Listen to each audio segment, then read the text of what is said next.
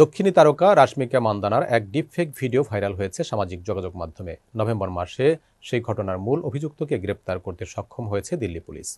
এই কাণ্ডটি ঘটিয়েছেন ২৪ বছর বয়সী এক যুবক। জানা গেছে, অন্ধ্রপ্রদেশ থেকে অভিযুক্তকে গ্রেপ্তার করা হয়েছে। অভিযুক্তের নাম ইমানি নবীন। তিনি অন্ধ্রের গুন্টুর জেলার বাসিন্দা। ঠিক কোন উদ্দেশ্য নিয়ে তিনি রাশমিকার ছবিতে কারসাজি করেছিলেন জানা যায়নি। তবে অভিযুক্তকে গ্রেপ্তারের পর রাশমিকা প্রতিক্রিয়া জানিয়েছেন। গত নভেম্বরে এক ব্রিটিশ ভারতীয় সামাজিক মাধ্যম প্রভাবীর ভিডিও প্রযুক্তিগত কারচুপি করে রাশমিকার মুখ জুড়ে দেয়। গত ১০ নভেম্বরে ভারতীয় দণ্ডবিধির ৪৬৫, ৪৬৯ ধারায় এবং তথ্য প্রযুক্তি সংক্রান্ত আইনের ৬৬C এবং ৬৬E ধারায় দিল্লি পুলিশের তরফে দায়ের করা হয়েছিল এফআইআর। প্রায় ৫০০ প্রোফাইল ঘেঁটে খুঁজে বার করা হয় মূল অপরাধীকে। কিন্তু কেন এমন কাণ্ড ঘটালেন তিনি? পুলিশের জেরার মুখে নবীন স্বীকার করেন, তিনি অভিনেত্রীর বিরাট বড় অনুরাগী। জানিয়েছেন, রাশমিকার একটি ফ্যান পেজ চালাতেন তিনি। তাহলে এমন কুরুচিকর কাজ কেন?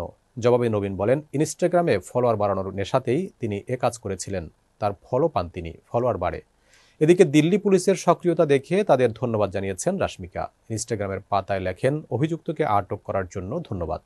এমন একটা সময়ে সকলের সমর্থন পেয়ে কৃতজ্ঞ আমি। পাশাপাশি সমস্ত যুবক যুবতীকে মনে করিয়ে দেব যে কারো অনুমতি ছাড়া ছবি বা ভিডিও ব্যবহার করা উচিত নয়।